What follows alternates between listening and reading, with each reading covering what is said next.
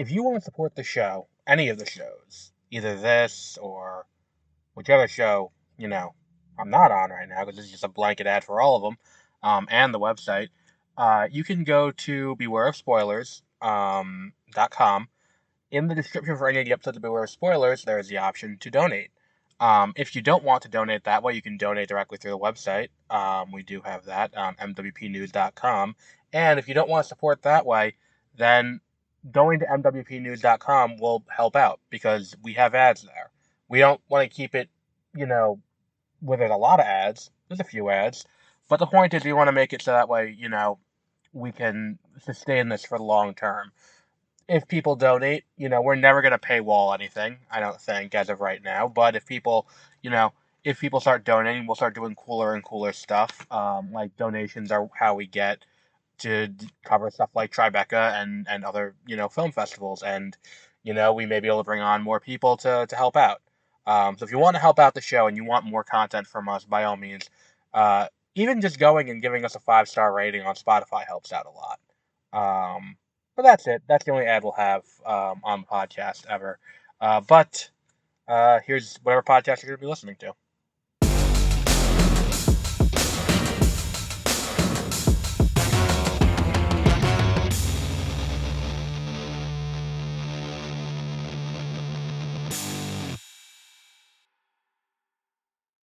Good evening, and welcome to Beware of Spoilers. I am Adam.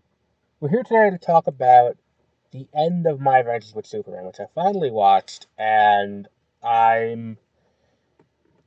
like this show, and I think I've made that clear. We're going to keep this kind of short because, again, there's kind of the one problem with this show is that it is weekly half-hour episodes, and really it's like 22-minute long episodes, and this is now the finale, where we're just going to sum up everything.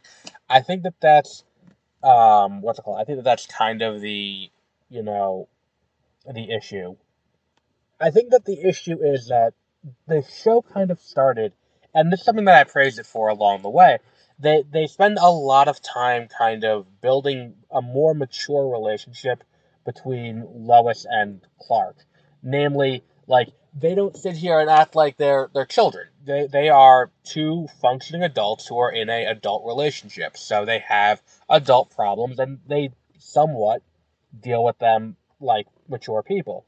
The problem is I I think that what happens is the show gets sidetracked along the way, and we don't get conclusive answers to a lot of the things that they really have going on. Um, like I don't think that the show really, you know, the issue is it's like a lot of these issues kind of pop up all around the same time, where it's like, oh, and now Jimmy is, is making friends with Kara. And that's, I think, the detriment of this format where you have a 10-20 minute episode season, 10 episode, 20-minute, you know, season. And that is kind of the big fallback, the big drawback here. It tries to do it all, and I think the more human aspects of it do fall apart in that regard. I don't think that the issue of Lois possibly moving to Gotham is handled 100% well. Like, oh, and I think that her taking the autonomy and saying, I don't want to be the next Vicky Vale, I want to be the first Lois Lane, is really great. And I love Clark being like, look, I can fly over to Gotham in a flash and be done, and I can see you every day. All you got to do is call me, and I can be over there. Like, I think all of that works. I think that it is it's just I feel like we get to the end of the episode and it's like, okay, so here are all the loose ends of things that we started to talk about but really didn't. And I think that is kind of to the detriment of the season. Um, because I think what happens is they don't really thread the Brainiac and Supergirl aspect through the show enough. Um, to the point where it's like by the time we get to the end, we just have to kind of okay, let's just, get all this. This is going to be the big thing from now on, and then we're going to handle it. And look, I get it. Those are world ending stakes, and those are more important than the petty relationship thing at the core. The issue is you do kind of end up missing stuff.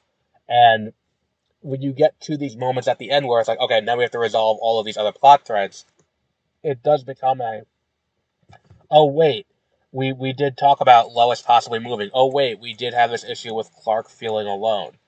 Um, like, oh wait, we did have this, like, these issues never feel properly fleshed out, and I think that that is a major issue that this show has. So when you get to the end, it feels more like checking off boxes than it does actually resolving plot lines that were previously introduced. Like, okay, we're going to address this. Okay, we're going to address this. Okay, we're going to address this.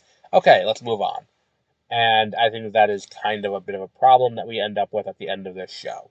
Um, that said, I think the way that they handle the Superman and Supergirl aspect, I think that's all very interesting. The way, especially once he pulls the Eradicator, and that's where they have to subdue Supergirl, and then beating her with the power of friendship. Like, look, it's the power of friendship. It's cliched, but I think that that works very well for what this show is. Like, I think that that does work here for what it is, because it's like Kara's in a similar place to Clark, and I think that that does kind of work.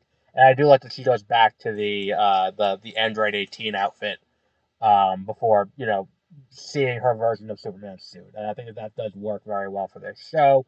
I'm very interested to see where they go next season, because again, I think that they handle all of this so long into the episode that we don't get a chance to really address the elephant in the room, namely the xenophobia issue. The idea that Clark is an outsider in this world, and because, like, that is a deep undercurrent issue. And I think that the problem is, like, I don't want this to go the Legend of Korra route. And what I mean by that is I enjoyed Legend of Korra.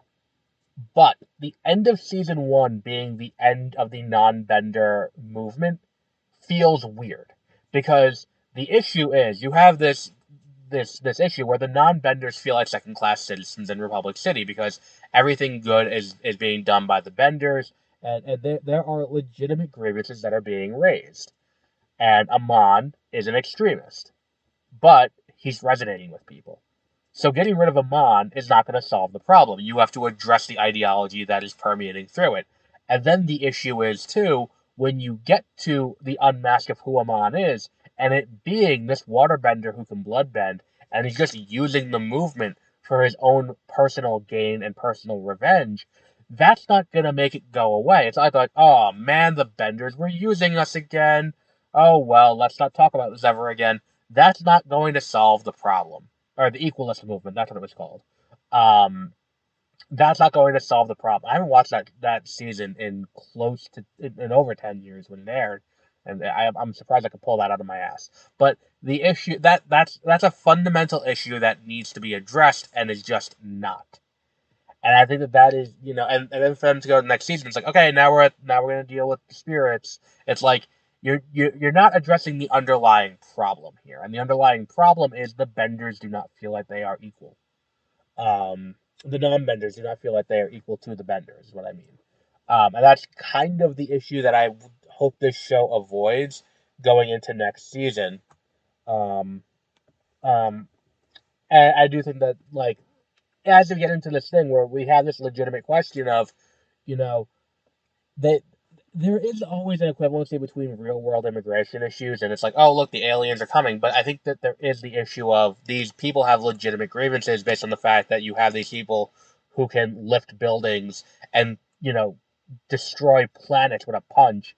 Like, there is a legitimate concern there that, like, that's kind of the issue with, like, the mutant problem, too, with the X-Men, where it's like, we don't have the, what's it called? We don't have it's not really a fair equivalency, because mutant, like, there is a genocidal guy at the head of one of the factions who does want to wipe out humanity and thinks that humans are inferior and is going to be genocidal about that.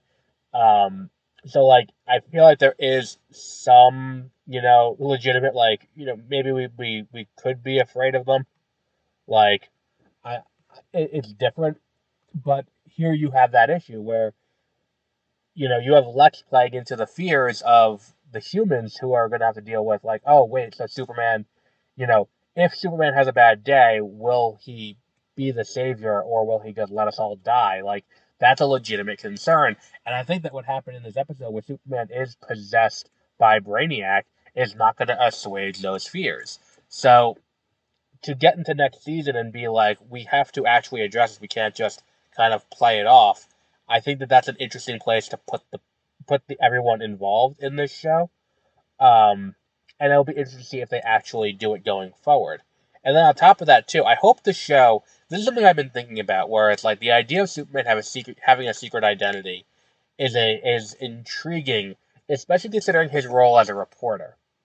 Because as a reporter, not only is Superman, um, not only is Superman saving humanity and doing all these things, and he's also shaping the narrative towards his existence.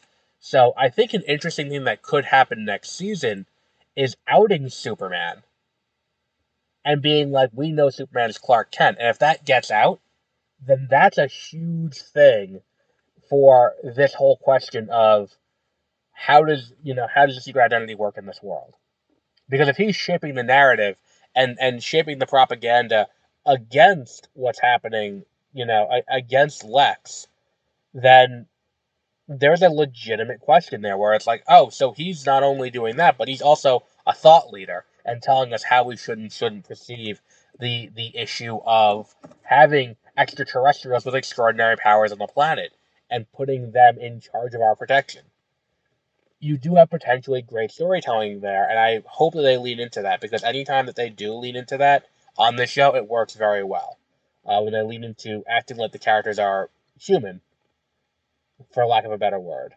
Um, but we'll wrap up there for today. The entire season of My Adventures with Superman is now available on Max. You can watch it at your leisure. I would highly recommend checking it out. Our next Max show will probably end up being the Batman or the Penguin. And then what was it? We have a pretty stacked end of the month. We have that. We have what was the other big show we have? We have Agatha. We have Dune Prophecy. It could be a good end of the year. We will see. But we'll wrap up there for today, and until our next episode, have a great rest of your week.